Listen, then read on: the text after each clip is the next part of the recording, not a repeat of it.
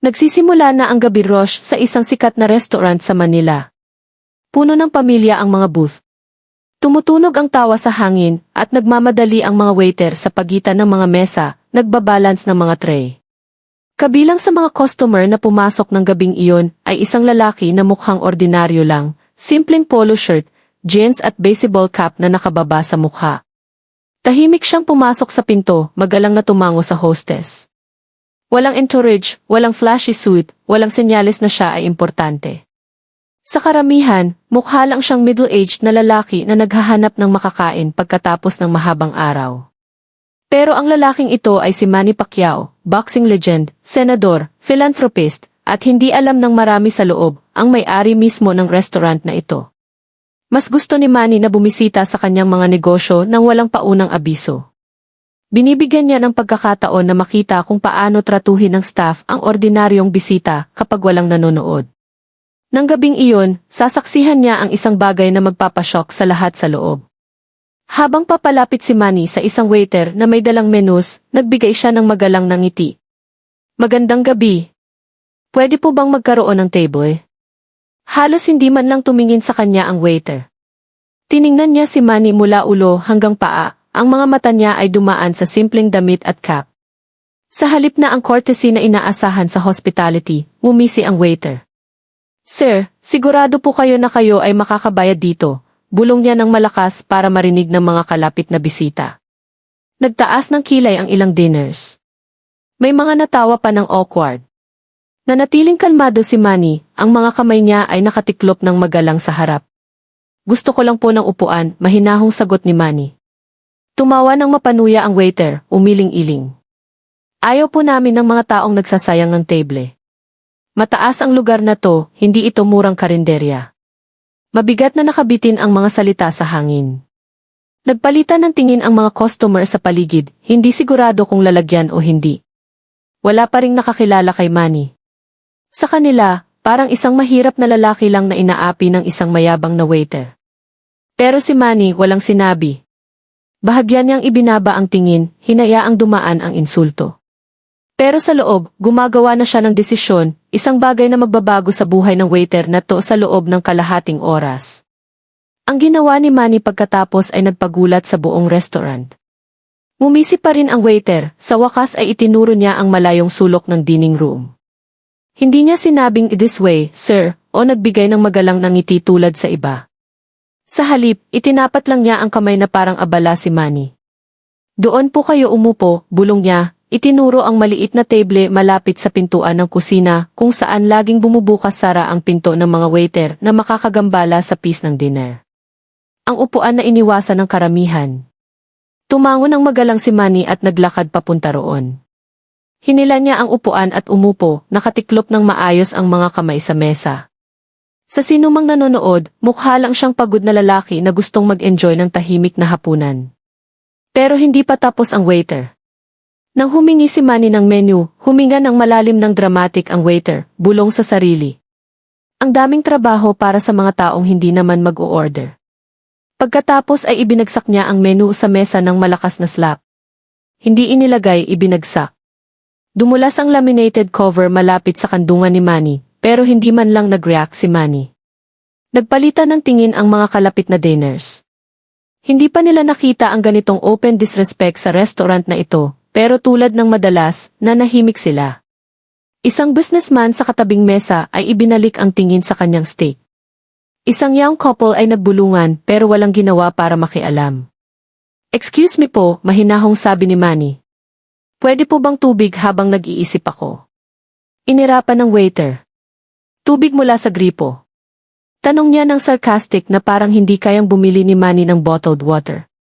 "Tubig mula sa gripo ay okay lang po," mahinahong sagot ni Manny.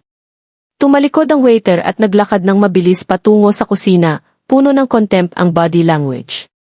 Bumalik siya 1 minuto pagkatapos, ibinagsak ng malakas ang baso ng maulap na tubig sa mesa na tumalsik. Isang patak ang tumakbo sa gilid at sa manggas ni Manny. "Ay, sorry po," sabi ng waiter, pero ang ngisi niya ay nagpapakita na hindi siya nagsisisi. Sa katunayan, na-enjoy niya ang eksena. Tiningnan ni Manny ang spill, pagkatapos ay bumalik sa waiter. Sandali silang nagkatinginan, isa puno ng arrogance, ang isa kalmado at hindi naapektuhan. Tumango ng bahagya si Manny at pinunasan ang tubig gamit ang napkin. Tumalikod ang waiter, tumatawa sa sarili. Lumipas ang mga minuto. Tahimik na binasa ni Manny ang menu, kahit na kung sino ang nakakakilala sa kanya ay malalaman na hindi siya nagbabasa. Nanonood siya, nag-observe sa bawat aksyon, bawat ugali.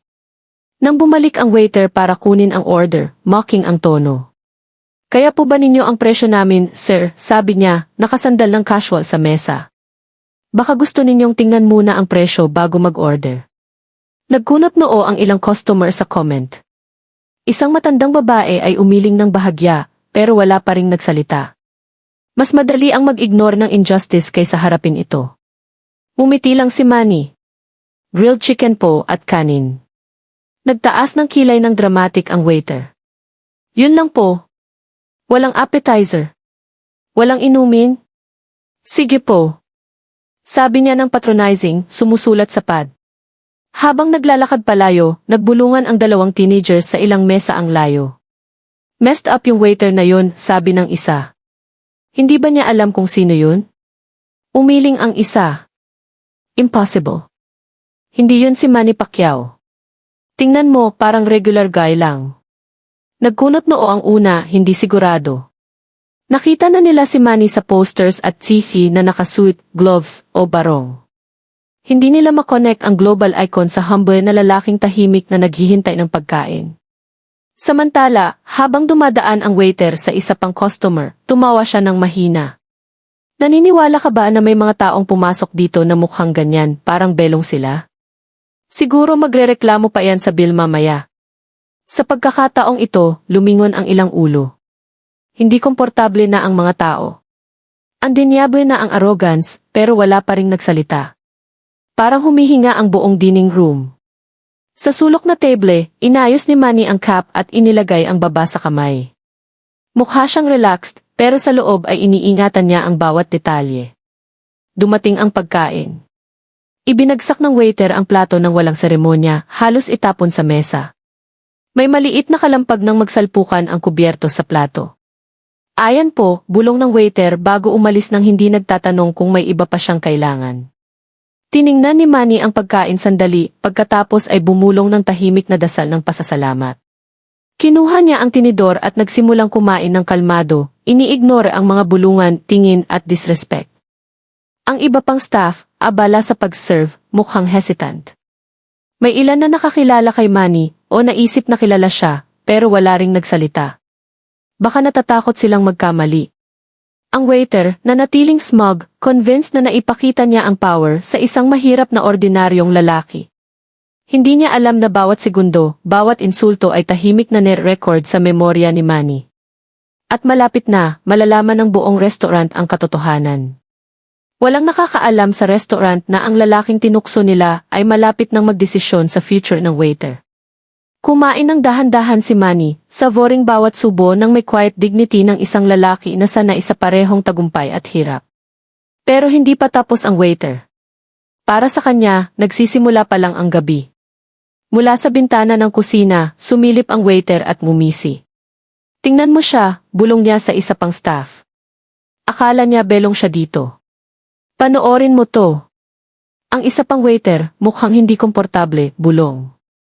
Baka hayaan mo na lang siya, pare. Pero itinaboy siya ng mayabang. Relax. Broke old man lang yan. Ano gagawin niya? Magreklamo? Hindi naman nila pinapakinggan ang mga katulad niya. Sandali pagkatapos, naglakad siya pabalik sa table ni Manny, nagkunwaring pinupunasan ang spot sa sahig malapit sa upuan. Pagkatapos, sa isang flick ng pulso, aksidente niyang natumba ang kalahating baso ng tubig sa mesa.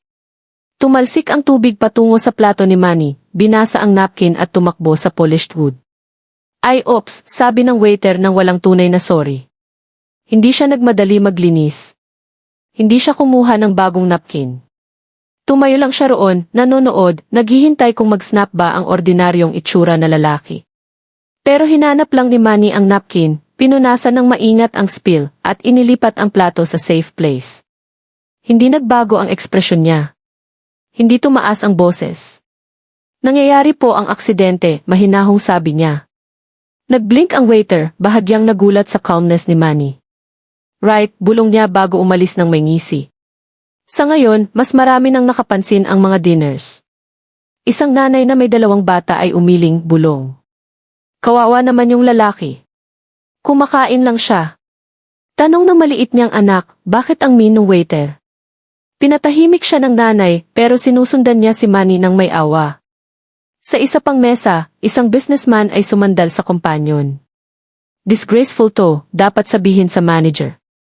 Pero nang imungkahi ng kompanyon na tawagin ang manager, bumuntong hininga ang lalaki at umiling. Hindi naman problema natin. Hayaan mo na. At nanatiling tahimik ang silent crowd. Hindi pa tapos ang waiter. Bumalik siya sandali pagkatapos ng may forced smile. Okay lang po ba lahat, sir? Tanong niya. Ini-stretch ang kisser na parang insulto. Nang hindi pa sumasagot, sumandal siya at bulong. Mas masarap ay enjoy habang may pera pa. Mahal ang buildie. Tumingala si Manny ng kalmado. Ang kutsara ay nakatigil sa ere. Sandali silang nagkatinginan. Matatag ang tingin ni Manny, hindi natitinag, halos tumusok. Nagkaroon ng flicker ng unis ang waiter, pero mabilis niyang tinakpan ng isa pang ngisi. Tumalikod siya at naglakad pabalik sa counter kung saan tumawa siya ng mahina sa sarili. Unbelievable, bulong niya. Akala nila pantay sila sa lahat. Hindi sa section ko. Pero hindi niya alam, hindi lahat ng salita niya ay hindi narinig. Isang teenager malapit sa counter ay nagising. Nagkunot noo siya, bulong sa kaibigan. Hindi ba siya kamukha ni Manny Pacquiao? Tumawa ang kaibigan. Impossible. Mayaman si Manny. Hindi siya magdadamit ng ganyan. Mukha siyang driver o kung ano. Nag-isip ang una. Hindi ko alam, pare. Tingnan mo ang mata niya. Nakita ko na sapat na fights para makilala ang mukha. Siya yun. Umiling ang kaibigan, hindi kumbinsido. Kung siya nga, bakit niya hinayaang magsalita ng ganyan ang waiter? Walang sagot ang teen. Tinitigan niya lang, uniisi ang dumarating. Sa table niya, patuloy na kumain ng tahimik si Manny, pero sa loob ay sinusukat niya ang moment. Bawat insulto, bawat cruel na ngisi, bawat mocking comment ay iniimbak. Hindi lang niya tinetest ang waiter. Observe niya ang buong restaurant, ang katahimikan ng crowd, ang mga bulungan, ang paraan na ini-ignore ang injustice dahil mas madali at nanatili pa rin siyang kalmado. Lumalakas ang waiter sa bawat minuto. Bumalik siya muli, may dalang tray para sa ibang table. Habang dumadaan kay Manny, hinayaan niyang mapanganib na matumba ang isa sa mga baso. May tumulo na tubig sa sahig. Tumawa siya nang hindi itinago. Pinunasan ni Manny ang gilid ng manggas, tahimik pa rin. Walang hanggan mukhang ang pasensya niya, pero hindi na ang crowd. Isang babae sa kalapit na mesa ay bulong sa asawa. Sapat na iyan. Dapat may huminto nito.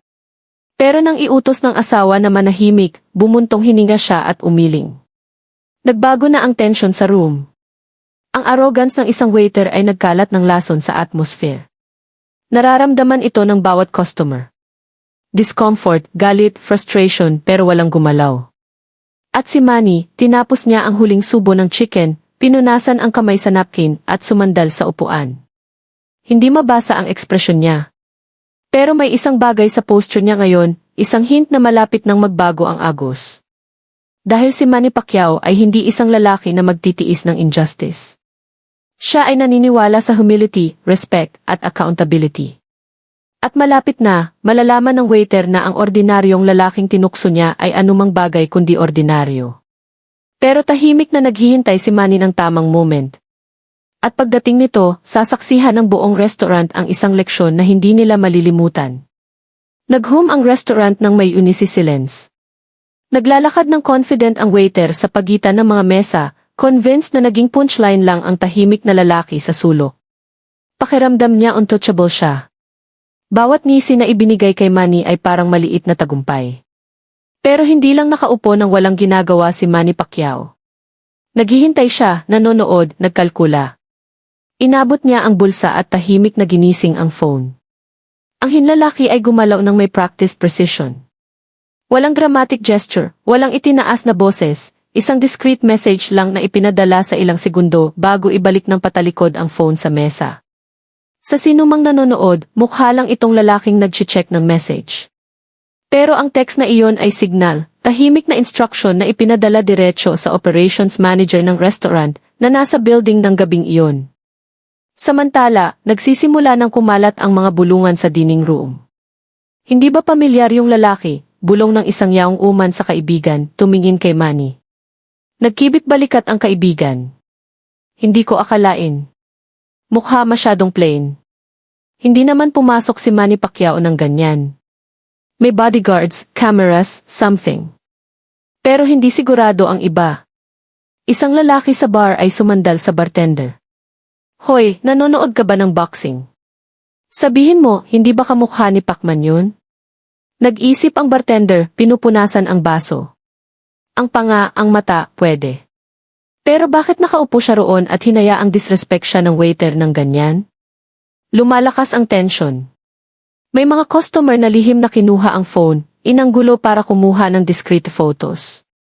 Isa-isa nilang ikinukumpara ang lalaki sa sulok sa mga larawan ni Manny Pacquiao online, at bawat beses ay lumaki ang mata nila. Siya nga, bulong ng isa. Totoo nga. Hindi pa nagsalita ang crowd. Hindi pa. Pero parang may kuryente ang hangin, tulad ng sandali bago sumabog ang bagyo. Ang mayabang na waiter, oblivious, dumaan muli sa table ni Manny, bulong sa sarili. Ano ba to, joke? Pagkatapos ng malakas. Ingat po, huwag madumihan ang upuan, sir. May mga naglilinis pagkatapos ninyo. May mga nagulat na customer. Ang dinyabo na ngayon ang disrespect, blatant. Inilagay ni Manny ang tinidor, nakatiklop ng maayos ang napkin, at tiningnan ang buong room. Dumaan ang tingin niya sa silent witnesses, huminto sandali sa mga nanonood ng malapit. At mumiti siya, maliit at kalmadong ngiti. Hindi ito ngiti ng natalo. Ito ay ngiti ng isang lalaki na may alam na hindi alam ng waiter. Sa eksaktong moment na iyon, lumabas mula sa back office ang operations manager, matangkad, well-dressed na lalaki na matalim ang tingin. Nag-scan siya sa dining room at mabilis na nakita si Manny. Lumaki ang mata niya sa recognition at agad niyang itinuwid ang postura. Hindi siya nagmadaling lumapit. Alam niya. Ito ay test, at si Manny pa rin ang may control. Samantala, mahirap nang i-ignore ang mga bulungan. Si Manny Pacquiao yun. Sumusumpa ako. Bakit hindi siya nagsasalita? Baka gusto niyang makita kung hanggang saan. Napansin ng mayabang na waiter ang murmur, pero akala niya tungkol sa iba. Masyado siyang nababalot sa sariling performance, masyadong bulag sa bagyong dumarating. Sumandal siya sa counter, tumatawa sa isa pang staff. Sabi ko sa inyo, may mga hindi belong dito. Mas mabuti kung umalis na siya. Pero sa sulok, hindi na lang tahimik na customer si Manny. Siya ay anino ng kapangyarihan, naghihintay ng perfect moment para mag-reveal. Bigla ang hinila ng isang maliit na babae ang manggas ng nanay niya. Mommy, bulong niya. Yun yung boxer sa GE, si Manny Pacquiao yun. Nagdart ang mata ng nanay kay Manny, pagkatapos ay bumalik sa anak. Ilve, bulong niya ng urgent. Huwag malakas, pero huli na. Nasabi na ang salita at kumalat ang ripple ng recognition sa room. Lumiko ang mga ulo, lumaki ang mata, bumuka ang bibig. Napansin ng mayabang na waiter ang pagbabago sa atmosphere at nagkunot noo. Ano ba tinitingnan ng lahat? Tanong niya ng demanding. Pero nang lumingon siya, nakita niya. Kalahati ng restaurant ay nakatitig sa ordinaryong lalaki sa sulok ng may-awe, kumakalat ang bulungan tulad ng wildfire. Kalmadong kinuha ni Manny ang baso ng tubig, uminom ng dahan-dahan at inilagay ulit. Hindi niya tinanggihan. Hindi niya kinumpirma. Hinayaan lang niyang lumaki ang katahimikan, ang katotohanan ay dahan-dahang lumiliwanag sa lahat sa sariling bilis. Nag-falter ang ngisi ng waiter. Sa unang beses ng gabing iyon, may duda sa mata niya, at sa moment na iyon, huminto ang hininga ng buong restaurant, dahil alam nilang malapit ng baguhin ng identity ng tahimik na lalaki ang lahat. Akala ng waiter ay ordinaryong customer lang. Pero sa ilang minuto, malalaman niyang tinukso niya ang lalaking pumirma sa sweldo niya. Nagbago ang hangin sa loob ng restaurant. Ang nagsimulang scattered whispers ay naging hushed conversation sa bawat mesa. Nagdart ang mga mata patungo sa tahimik na lalaki sa sulok. Ang disbelief ay nagiging certainty. Siya nga, sabi ng mahina ng isa. Si Pacquiao. Diyos ko, totoo nga. Nakatayo ng frozen ang mayabang na waiter, ay hawak na tray, nanonood sa pagkalat ng realization tulad ng apoy sa room. Nag-waver ang ngisi niya, pero pinilit niyang ibalik. Ayaw niyang maniwala. Imposible, bulong niya sa sarili. Hindi ganyan magdamit si Manny Pacquiao. Hindi siya kumakain mag-isa. Hindi siya upo sa section ko. Pero ang duda ay tumango sa kanya, at sa bawat segundo, mas mabigat ang tingin ng crowd na ginagawa itong mahirap i-ignore. Sa wakas, inilagay ni Manny ang tinidor. Inabot ang napkin, pinunasan ng deliberate calm ang sulok ng bibig, at inilagay ng maayos sa tabi ng plato. Pagkatapos, nang walang itinaas na boses, nagsalita siya. Excuse me po, mahinahon niyang sabi, pero ang quiet authority sa tono niya ay nagpatahimik sa buong room. Tumigil ang usapan sa kalagitnaan. Kahit ang ingay mula sa kusina ay humina. Lahat ng mata ay nakatungo sa kanya. Nag-stiffen ang waiter. Po, sir, stammer niya, bigla nang hindi sigurado sa sarili. Matatag ang tingin ni Manny, kalmado pero firm ang boses. Ganito po ba ninyo tratuhin ang lahat ng bisita, o yung mga akala ninyo ay mas mababa lang? Mabigat na nakabitin ang mga salita sa hangin. Dumaan ang ripple ng discomfort sa mga diners. May mga tumango ng soble, mukha puno ng relief na may nagsalita na. Nag-shift ng uniisi ang waiter, pero hindi pinayagan ng pride na bumak down. Ginagawa ko lang po siguraduhin, sir. Mataas po ang establishment na to, hindi lahat kayang di. Itinaas ni Manny ang kamay, pinigilan siya sa kalagitnaan ng sentence. Hindi siya sumigaw. Hindi niya kailangan. May bigat ang boses niya kahit walang volume. Ang respect ay hindi sinusukat sa damit na suot ng isang tao, sabi ni Manny. Hindi ito ibinibigay lang sa mga akala ninyong mayaman o importante. Ang respect ay libre at dapat ibigay sa lahat ng pumasok sa pintong ito. Tahimik ang room. Kahit ang mga bata ay nakaupo ng malapad ang mata, nararamdaman ang gravity ng moment. Binuksan ng waiter ang bibig para magdebate, pero nag-falter. Naubos ang confidence habang nagpapatuloy si Manny, unwavering ang tono. Nang pumasok ako rito kanina, hindi ako naghahanap ng special treatment. Hindi ako naghahanap ng attention. Gusto ko lang ng pagkain tulad ng iba. At gayon pa man, huminto siya, nakatitig sa waiter. Pinili ninyo na ipahiya ako. Hindi minsan, hindi 2 beses, kundi pa ulit-ulit. Namula ang mukha ng waiter. Mabilis ang paghinga. Tumingin siya sa paligid na umaasa ng support, pero puno na ng judgment ang mata ng crowd. Hindi kay Manny kundi sa kanya. Mula sa sulok ng room, lumapit ang operations manager, stern ang ekspresyon. Nanatili siya sa likod sa una, naghihintay ng signal ni Manny. Ngayon ay alam niyang oras na. Sir, maingat na sabi ng manager kay Manny. Gusto po ba ninyong ako ang bahala rito? Pero itinaas ni Manny ang kamay, pinanatili ang focus sa nanginginig na waiter. Hindi pa. Sumandal siya ng bahagya, pinupuno ang space ng presence niya kahit kalmado. Alam mo ba kung sino ako? Mabilis na nag-blink ang waiter. Nag-crack ang pride niya. Customer lang po kayo. Yun lang. Nagmurmur ang crowd, may mga nagulat. Hindi agad sumagot si Manny. Hinayaan niyang lumapot ang tension. Hinayaang durugin ng katahimikan ang waiter hanggang mag-squirm siya. Sa wakas, nagsalita si Manny. Ako si Manny Pacquiao. Parang kulog ang mga salita kahit mahina ang boses. Nag-erupt ang gasp sa restaurant. Itinaas ng mas mataas ang mga phone, nagre-record ng bawat segundo. Hindi na maitatago ang katotohanan. Bumuka ang panga ng waiter. Bumagsak ang tray sa sahig, nabasag ang mga baso sa paa niya. Alam niyang hindi pwede, pero totoo. Kinumpirma ng bawat mukha sa room. Naging sigaw ang bulungan. Siya nga. Nandito si Manny Pacquiao. Unbelievable. Nagstumble ang waiter ng isang hakbang paatras, kumakalat ang panik sa mukha. Nawala ang arrogance, pinalitan ng takot. Dahan-dahang tumayo si Manny, commanding pero controlled ang postura. Hindi na lang lalaki siya. Siya ay force, presence na humihingi ng accountability. Hinhusgahan mo ako base sa damit ko, sabi ni Manny, firm pero hindi malupit ang boses. Tinukso mo ako sa harap ng iba. Nakalimutan mo ang unang rule ng service. Bawat taong pumasok ay may karapatan sa dignity. Nag-erupt ang crowd sa applause. May mga tumayo pa, pumapalakpak at sumisigaw, hindi lang sa reveal ni Manny, kundi sa leksyon na dinala niya. Tinakpan ng waiter ang mukha ng mga kamay, umiling sa disbelief. Hindi ko po alam. Sumusumpa ako, hindi ko alam. Tumango ng isang beses si Manny. Yun nga ang point. Hindi mo alam. At hindi mo dapat malaman. Walang dapat mag-prove ng worth bago mo bigyan ng respect. Lumakas ang applause, dumadagundong tulad ng kulog sa restaurant. Nawala na ang arrogance ng waiter. Bumagsak ang pride niya. At sa unang beses ng gabing iyon, na-realize niyang hindi siya ang may control. Dahil ang lalaking tinukso, binelito, at ipinahiya niya ay hindi basta customer. Siya ang may-ari ng restaurant kung saan siya nagtatrabaho.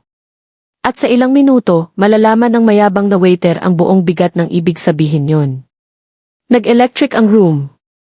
Inabandona ng bawat dinner ang pagkain.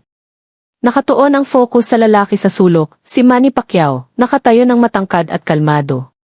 Ang humble na estranghero na pinanood nilang magdusa ng insulto pagkatapos ng insulto ay ngayon ay revealed bilang living legend. Nag-stagger pa atras ang waiter, maputla at nanginginig. Nag-crack ang boses habang sinusubukang magsalita. Hindi ko po alam, sir, please. Ako ay di.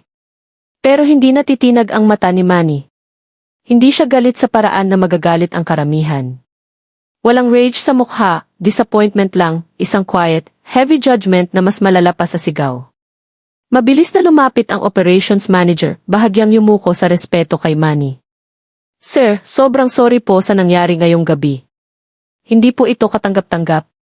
Nag-agree ang mga diners. Unacceptable nga. Dapat mahiya yung waiter na yun. Paano niya sinabi yun sa kahit kanino, lalo na kay Manny Pacquiao? Namula ng todo ang mukha ng waiter. Gusto niyang mawala, gumapang palabas ng pinto at hindi na bumalik. Pero ang tingin ng crowd ay nagpapanatili sa kanya sa lugar. Itinaas ni Manny ang kamay, pinatahimik ang manager at ang crowd. Kalmado, steady ang boses, pero narinig sa bawat sulok ng restaurant. Ayaw kong makita siyang maparusahan dahil ako si Manny Pacquiao, sabi niya ng firm. Gusto kong makita siyang ma-accountable dahil sa paraan niya tratuhin ang kapwa-tao. Tahimik ang crowd. Malalim na tumama ang mga salita. Hindi ito tungkol sa fame. Hindi tungkol sa status. Tungkol ito sa dignity. Tumango ng solemn ang manager. Siyempre po, sir, tama po kayo. Tumalikod siya ng matalim sa waiter. Mag-a-apologize ka ngayon din ni. Nanginginig ang labi ng waiter, halos bumagsak ang tuhod habang nag-shuffle papunta sa harap ni Manny, nakabaw ang ulo. Sir, sorry po. Hindi ko dapat sinabi sa inyo ng ganyan. Pakiusap po, patawarin niyo po ako. Matagal na tiningnan siya ni Manny. Naghintay ng walang hininga ang crowd sa sagot. Sa wakas, sabi ni Manny, pinatawad kita. Nag-replay ang murmur sa room. Dumaan ang relief sa mukha ng waiter pero hindi nagtagal. Nagpatuloy si Manny, firm ang boses. Pero ang forgiveness ay hindi nag-erase ng consequences.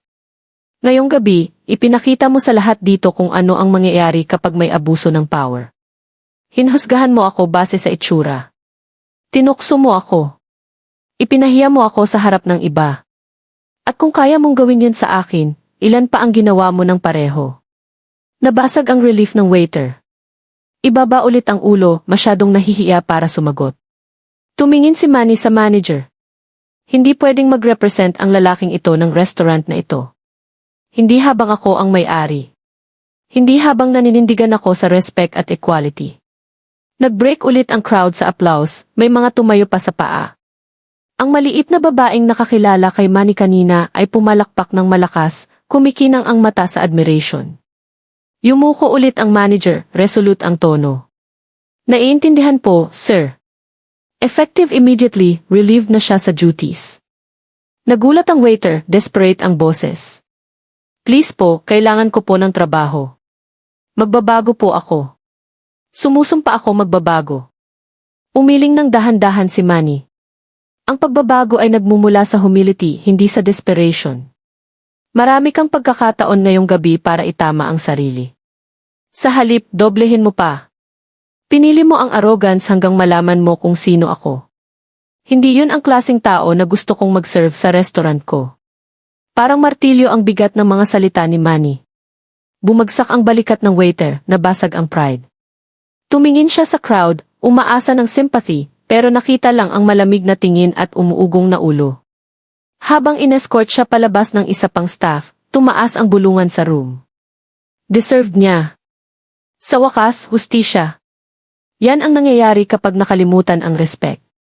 Nagbago ulit ang energy sa restaurant, pero mas magaan na ngayon. Nawala ang tension. Nagsimulang ulit ang usapan. At ang mga diners na dati ay nakaupo ng awkward silent ay ngayon ay excited na nagsasalita. Nakita nila ang isang bagay na extraordinary. Hindi lang celebrity reveal, kundi moral lesson na dinala sa real time. Pero si Manny hindi nag-enjoy sa attention. Hindi nag-boast o nag-gloat. Umupo lang ulit siya, nakatiklop ang kamay at tahimik na nagsalita sa manager. Pakiusap, siguraduhin mong maalala ito ng staff mo. Walang customer na mas mababa sa kanila. Lahat ay may karapatan sa kindness. Yan ang standard na inaasahan ko sa bawat lugar na may pangalan ko. Tumango ang manager, puno ng respeto ang mata. Opo, Senador. Personal kong aasikasuhin. Dahan-dahang nagsimulang ulit ang applause, mas heartfelt, mas unified. Hindi lang para kay Manny ang boxer o Manny ang may-ari. Para kay Manny ang tao na nanindigan sa humility at justice kahit ininsulto. Nawala na ang waiter. Na-deliver ang leksyon at nagbago ang pakiramdam sa restaurant. Pero ang nangyari pagkatapos ng gabing iyon ay hindi na natili sa loob ng apat na dingding na iyon dahil malapit nang malaman ng buong mundo ang kwento ng ginawa ni Manny Pacquiao. Nag-buzz ang restaurant nang may excitement matagal pagkatapos ma-escort palabas ang waiter. Bumalik ang mga dinner sa pagkain, pero iba na ang atmosphere, mas magaan, mas mainit, at puno ng pakiramdam na parte sila ng isang bagay na unforgettable. Isang young man sa bar ang nag-upload ng video na lihim niyang ni-record sa social media. Insulto ng waiter si Manny Pacquiao sa sarili niyang restaurant tapos pinaputok niya. Sa loob ng minuto, nagsimulang kumalat ang clip. Nag-comment ang mga tao ng may shock, outrage, at admiration. Sa oras na tahimik na tinapos ni Manny ang pagkain at umalis sa restaurant nang may simpleng wave sa crowd, nagsimula nang mag-trend ang video. Nang gabing iyon, libu-libong Pilipino ang nag-share ng kwento. Pagsapit ng umaga, milyon na ang nakakita. Kinuha ito ng international headlines. Waiter insults boxing legend. Didn't realize he was the boss. Manny Pacquiao delivers lesson on respect. Pagkatapos ng humiliating encounter, from humility to justice, Manny Pacquiao's viral restaurant moment. Paulit-ulit na pinapalabas ng news outlets ang clip. Hindi makuha ng mga tao ang eksena, ang mga insulto, ang calm reveal, ang powerful words ni Manny tungkol sa respect. Ang pinaka-nakaapekto sa viewers ay hindi lang ang pagmamay-ari ni Manny sa restaurant. Ito ay na hindi niya itinaas ang boses. Hindi siya nagalit o nag-arrogant. Hinandle niya ang humiliation ng may quiet dignity, pagkatapos ay ginawang leksyon ang moment para sa lahat. Sa social media, dumaloy ang comments. Kaya tunay na champion si Manny Pacquiao, hindi lang sa ring kundi sa buhay. Deserved ng waiter. Pero ang message ni Manny tungkol sa respect ay mas malakas pa sa suntok. Kung lahat ng may power ay mag-handle ng disrespect ng ganito, calm, firm, at fair. Kumalat ang kwento mula Asia hanggang Amerika, Europa hanggang Afrika. Milyon-milyon ang nag-share nito bilang simbolo ng humility at justice. Tinatalakay ito ng mga guro sa classroom. Ginagamit ito ng motivational speakers bilang halimbawa ng leadership. Kahit mga politiko ay binanggit ang salita ni Manny na respect is free. Sa Manila, nag-surge ang bisita sa restaurant. Gusto nilang kumain sa lugar kung saan nangyari ang kwento. Umupo sa sulok kung saan nag-reveal si Manny. Pero higit pa doon, gusto nilang maranasan ang culture ng kindness at respect na hinihingi ni Manny sa staff niya. Sa loob, nagtipon na ang operations manager sa mga empleyado. Sa isip niya ay tumutunog ang salita ni Manny, nagsalita siya ng firm. Mula ngayon, bawat bisita ay tratuhin ng may dignity. Wala akong pakialam kung mukhang mayaman, mahirap, sikat o ordinaryo. Kung pumasok sila sa pintong iyon, deserve nila ang kindness. Yan ang standard na inaasahan ni Senador Pacquiao, at yan ang i-deliver natin. Tumango ang staff, may nahihiya, may inspired. Naiintindihan nila ang bigat ng nangyari. Hindi lang tungkol sa isang waiter.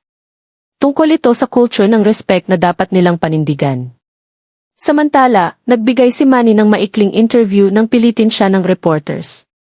Nakastand sa labas ng Senate building, ngumiti siya ng modest at sinabi, ayaw kong maging focus sa akin o sa mga pag-aari ko.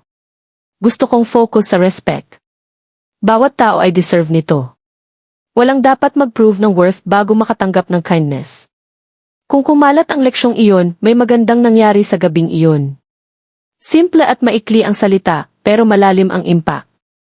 Sa mga tahanan sa Pilipinas, pinapanood ng pamilya ang kwento ng sama-sama. Ginagamit ito ng mga magulang bilang teaching moment sa mga anak. Tingnan mo, hindi mahalaga kung sino ang tao. Laging tratuhin ng mabuti. At sa buong mundo, ang mga taong hindi pa nanood ng boxing ay nakahanap ng paghanga kay Manny Pacquiao. Hindi sa suntok kundi sa prinsipyo. Lumampas sa 100 million views ang viral clip na may hashtags tulad ng Respect is Free at Pacquiao lesson na trending globally. Tungkol sa waiter, nanatiling hidden ang pangalan pero public ang leksyon ng aksyon niya. Naging simbolo siya hindi lang ng punished arrogance kundi ng nangyayari kapag nakalimutan ang simple power ng respect. At si Manny, patuloy lang ng tahimik tulad ng dati. Para sa kanya, hindi tungkol sa viral fame o headlines. Tungkol sa message. Dahil sa core nito, hindi lang waiter ang tinuruan ni Manny Pacquiao ng leksyon. Tinuruan niya ang mundo. Ang respect ay ang bagay na walang halaga pero nangangahulugan ng lahat. Walang dapat husgahan base sa itsura at walang dapat tanggihan ng dignity. Kung naniniwala kang dapat ibigay ang respect sa lahat, ay type ang respect sa comments at mag-subscribe para sa higit pang inspiring stories tulad nito. Lumipas ang mga linggo mula sa gabing iyon, pero nararamdaman pa rin ang echoes ng moment na iyon sa Manila at higit pa. Mas abala kaysa dati ang restaurant, hindi dahil sa publicity stunts o flashy marketing, kundi dahil gusto ng mga tao na maranasan ang lugar na naging simbolo ng humility at justice. Naglalakbay ang mga pamilya mula sa kalapit na probinsya para lang kumain sa table kung saan umupo si Manny Pacquiao sa katahimikan, nagtiis ng insulto pagkatapos ng insulto bago kalmadong inihayag ang katotohanan. Ang staff, dati ay casual at minsan careless, ngayon ay iba ang pagkilos. Mula sa hostess sa pintuan hanggang sa busboys na naglilinis ng mesa, may bagong level ng care sa bawat galaw. Agad napansin ng mga diners. Hindi lang sila pinagsisilbihan ng pagkain. Tinatanggap sila ng may dignity. Isang gabi pagkatapos ng closing, nagdaos ng staff meeting ang operations manager. Tiningnan niya ang room at sinabi, binigyan tayo ni Senador Pacquiao ng higit sa warning. Binigyan niya tayo ng standard. Ang respect ay hindi optional. Ito ang puso ng hospitality. At mula ngayon, yan ang pinanindigan natin. Tumango ang team ng may agreement, marami pa rin ang naantig sa paghandle ng kanilang quiet, humble boss sa humiliation. Samantala, patuloy na nag-i-inspire ang kwento sa labas ng dingding ng restaurant. Ibinahagi ng mga guro ang viral clip sa classroom, sinasabi sa estudyante, ganito ang itsura ng humility. Ganito ka manindigan ng walang galit. Ginagamit ng community leaders sa maliit na bayan ang salita ni Manny na respect is free bilang tema ng speeches. Kahit sa simbahan, tumutunog ang message sa sermons. Paalala ng mga pastor sa congregation, hindi natin alam kung sino ang pinagsisilbihan kapag may pumasok sa pintuan. Tratuhin natin ang lahat na parang sinugo ng Diyos mismo. Tungkol kay Manny, iniwasan niya ang media spotlight. Habang nagmamakaawa ang journalists para sa isa pang interview, pinili niyang manahimik, patuloy ang trabaho sa Senate at philanthropic efforts. Pero isang gabi, umupo siya kasama ang asawa niyang si Jinky sa hardin, nagre-reflect sa nangyari. Nagsisisi ka ba na nag-viral? Mahinahong tanong niya. Umiling si Manny, thoughtful ang mata. Hindi. Minsan kailangan ng mundo ng reminders. Hindi mahalaga ang fame at pera. Ang mahalaga ay kung paano natin tratuhin ang isa't isa kapag walang nanonood. Nang gabing iyon, hindi tungkol sa akin. Tungkol sa bigger lesson. Ngumiti si Jinky. At tinuruan mo ng walang suntok. Tumawa siya ng mahina. May mga laban na hindi sa kamao. Sa pasensya nila laban. Ang waiter, na protektado ang identity, ay tahimik nang umalis sa lungsod. Walang nakakaalam kung saan siya pumunta, pero may bulong-bulungan na nakahanap siya ng trabaho sa maliit na karinderya malayo sa Manila. May mga nagsasabi na nagbago siya, na ngayon ay sobrang pulit sa bawat customer, isang lalaking humbled ng nakaraan. Hindi kinumpirma o tinanggihan ni Manny ang mga rumor. Wala siyang interes na sirain ang future ng lalaki. Ang layunin niya ay hindi revenge. Ito ay transformation. At sa ganong paraan, nagtagumpay ang leksyon. Buwan pagkatapos, lumitaw ang bagong sign sa loob ng restaurant, prominent malapit sa entrance. Nakasulat ng bold ang salita ni Manny, respect is free. Give it to everyone. Madalas tumitigil ang guests para kumuha ng litrato ng sign, nagsha-share online ng may caption tulad ng Ida Pacquiao rule. Kumalat ang message, hindi bilang chismis, kundi bilang living principle. At ang nagsimula bilang ugly moment ng arrogance ay naging movement. Isang act ng disrespect ay naging worldwide reminder ng dignity, patience, at accountability. Muli na patunayan ni Manny Pacquiao na ang tunay niyang lakas ay hindi lang sa boxing ring. Ito ay sa kakayahang mag-inspire sa mga tao na maging mas mabuti. Ang gabing ininsulto ng waiter si Manny Pacquiao ay naging gabing naalala ng mundo. Ang greatness ay sinusukat hindi sa power o yaman, kundi sa paano natin piliing tratuhin ang isa't isa. Malayo sa mga ilaw ng Manila, sa maliit na baybaying bayan, umupo ng tahimik ang dating waiter sa kahoy na bench sa labas ng modest karinderya. Nawala na ang dating proud demeanor. Sa lugar nito ay quiet, halos haunted humility. Paulit-ulit na nagre-replay sa isip niya ang gabing ininsulto niya si Manny Pacquiao. Ang mga salitang sinabi, ang ngising suot, ang gasps ng crowd nang lumabas ang katotohanan. Hindi niya maiwasan ang kahihiyan. Una, sinubukan niyang i-justify ang sarili. Isa lang na customer, bulong niya sa mga kaibigan. Pero sa malalim, alam niya ang katotohanan. Binulag siya ng arrogance. Ang mabilis na paghusga, ang pag-dismiss sa lalaking akala niya mas mababa, ay nagkakahalaga sa kanya ng lahat. Ngayon na nagtatrabaho bilang busboy sa maliit na karinderya, nakababa ang ulo. Nawala ang mga araw ng paglalakad ng mayabang, pagsigaw sa customer, at pagtukso sa mga akala niyang unworthy. Dito, tahimik niyang pinagsisilbihan ang tubig, pinupunasan ang mesa, at yumuyuko ng magalang sa bawat bisita. Isang gabi, habang nililinis ang mga pinggan, inilagay ng isang matandang babae ang mahinahong kamay sa braso niya. Matigas ang trabaho mo, Hijo, mabait niyang sabi. Nakikita kong dumaan ka sa isang bagay. Pero iba ka na sa mga kwentong narinig ko. Nilunok niya ng hirap, nahihiya. Nagkamali po ako, Lola. Malaking mali. Hindi ko pinahalagahan ang isang lalaking deserve ng kindness. Mas masahol pa, hindi ko pinahalagahan ang sarili ko. Ngayon, natututo lang po ako. Tumango ang babae. Ang respect ay hindi tungkol sa kung sino sila. Ito ay tungkol sa kung sino ka. Huwag mong kalimutan yon. Malalim na tumagos ang mga salita. Sa unang beses, nakita niya ang humiliation hindi lang bilang parusa, kundi bilang oportunidad. Pwede siyang magbago. Nagsimula siyang batiin ang bawat customer ng sincere. Hindi dahil sa takot, kundi sa tunay na pagkilala sa worth nila. Umingiti, hinuhugot ang upuan para sa matatanda, dinadala ang tray para sa mga bata, at nakikinig ng pasensya sa complaints ng walang irapan. Dahan-dahan, nagsimulang makakuha ng maliit na tango ng approval mula sa regular diners. Tahimik na kumalat ang balita ng transformation niya. Ang mga lokal na dati ay nanukso sa pagkakatanggal niya dahil kay Pacquiao ay ngayon ay nagsasabi kung gaano siya kaiba. May mga nagsabi pa, baka yun ang pinakamabuting nangyari sa kanya. Isang araw, pumasok ang isang lalaki sa karinderya na naka-simple polo shirt at cap. Hindi agad nakilala ng waiter. Lumapit siya ng may bagong humility, nagbigay ng respectful greeting. Magandang gabi po, sir. Pwede ko po bang i-guide sa table? Tumingala ang lalaki at nagyelo ang waiter. Nahuli ang hininga. Si Manny Pacquiao. Ngumiti ng mabait si Manny, mainit pero matatag ang mata. Narinig ko nandito ka na ngayon. Pwede bang umupo? Nanginginig ang kamay ng waiter habang ginagabayan si Manny sa sulok na table. Gusto niyang magsalita, mag-apologize ulit, pero hindi lumabas ang boses. Sa halip, pinagsilbihan niya ang pagkain ng may maingat na atensyon, yumuyuko ng bahagya sa bawat beses. Nang matapos si Manny, tiningnan niya ang waiter sa mata. Nagbago ka, simple niyang sabi. Napuno ng luha ang mata ng waiter. Mayabang po ako, Senador. Nang gabing iyon, akala ko ang respect ay pwede kong i-withhold, pero ngayon nakikita ko na ito ay ibinibigay ng libre. Kayo po ang nagturo niyon. Tumango si Manny. Minsan, hinuhumble tayo ng buhay para lumago. Wala akong galit sa iyo. Sana ipagpatuloy mo ang landas na ito.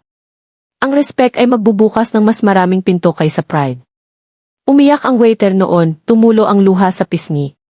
Sa unang beses mula sa gabing iyon, naramdaman niya ang isang bagay na akala niya na wala na magpakailanman. Pag-asa. Tumayo si Manny, inilagay ang kamay sa balikat, at mahinahong sinabi, lahat ay deserve ng second chance. Gawin mong mahalaga ang sa iyo.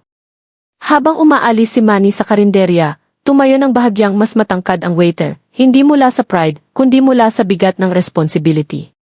Hindi pa tapos ang journey niya, pero binigyan siya ng priceless na bagay. Redemption. At sa pagkakataong ito, nanumpa siyang hindi na muling aabuso ang respect. Lumipas ang mga buwan mula nang tahimik na lumabas si Manny Pacquiao sa maliit na coastal karinderya, iniwan ang humbled waiter ng may salitang hindi niya malilimutan. Lahat ay deserve ng second chance. Gawin mong mahalaga ang sa iyo. At ginawa niya. Mula noon, hindi lang sa kamay siya nagtatrabaho, kundi sa puso. Bawat platong pinagsisilbihan, bawat ngiting iniaalay ay naging silent act ng redemption. Hindi na niya nakikita ang guests bilang estranghero o pasanin. Nakikita niya sila bilang kapwa-tao na deserve ng kindness. Hindi nagtagal, napansin ng may-ari ng karinderya. Binago mo ang lugar na to, sabi niya isang gabi. Bumabalik ang customers dahil sa iyo. Gusto mo bang maging manager ng restaurant? Nagulat siya sa offer. Ilang buwan lang ang nakalipas, itinapon siya sa fine restaurant ng may kahihiyan. Ngayon, dahil sa humility at respect, pinagkakatiwalaan siya ng leadership. Tinanggap niya ng may luha sa mata. Pero hindi doon natapos ang kwento. Isang gabi, nagdaos ng charity dinner ang karinderya. Ang proceeds ay para sa mga batang nangangailangan. Bilang bagong promoted manager, ang dating waiter ay tinanggap ang guests ng may init at sincerity. Kabilang sa attendees ay pamilyar na figura, si Manny Pacquiao, invited bilang guest of honor. Nang magkatinginan sila, umiti ng may alam si Manny. Lumapit ang waiter, hindi nanginginig ngayon, kundi nakatayo ng may quiet confidence. Welcome back po, Senador, sabi niya, yumuko ng may respeto. Karangalan po na mapagsilbihan kayo ulit. Matatag na nag-shake hands si Manny. At karangalan din na makita ang lalaking naging ka. Ang crowd, aware sa history nila, nag-erupt sa applause. Nag-click ang cameras. Ang kwentong nagsimula sa humiliation ay naging transformation. Pagkatapos, sa maikling speech niya, nag-share si Manny ng reflection sa room. Ang respect ay pundasyon ng dignity. Madalas nating akalain na ang respect ay ibinibigay lang sa makapangyarihan o mayaman. Pero ang tunay na respect ay ibinibigay ng libre sa bawat lalaki, babae at bata. Buwan ang nakalipas, ininsulto ako sa lugar na dapat ay welcome ako. Pero ang moment na iyon ay hindi ang katapusan. Ito ang simula. Dahil ngayon nakikita ko kung ano ang malikha ng humility at second chances. Ang lalaking katabi ko ay pruweba na posible ang pagbabago. Yumuko ang ulo ng waiter, tumulo ang luha habang nag-erupt ulit ang room sa applause. Kinover ng news outlets ang reunion, tinawag itong Pacquiao's full circle moment. At from arrogance to redemption, ang journey ng waiter. Pero lampas sa headlines, ang tunay na kwento ay kumalat sa quiet conversations. Mga pamilya sa hapagkainan, guro sa classroom, pastor sa sermons, paulit-ulit ang parehong leksyon. Ang respect ay walang halaga. Pero binabago nito ang lahat. Para sa waiter, ang transformation ay hindi lang tungkol sa fame o forgiveness. Ito ay tungkol sa pagiging uri ng tao na gusto niyang maging mula pa noong una. At para kay Manny, ito ay pagpapatunay na ang greatness ay hindi sinusukat sa titles, yaman o knockouts. Sinusukat ito sa pasensya, forgiveness, at kakayahang mag-inspire ng pagbabago. Natapos ang gabing iyon hindi sa humiliation, hindi sa punishment, kundi sa reconciliation. At sa reconciliation na iyon ay ang tunay na tagumpay. Ang respect ay libre, pero ang impact nito ay walang presyo. Lahat ay deserve nito, kahit sino pa sila o kung sino ang akala mo hindi sila. Kung naniniwala kang kailangan ng mundo ng higit na humility, i-type ang respect sa comments at i-share ang kwentong ito para hindi makalimutan ng iba ang power ng kindness.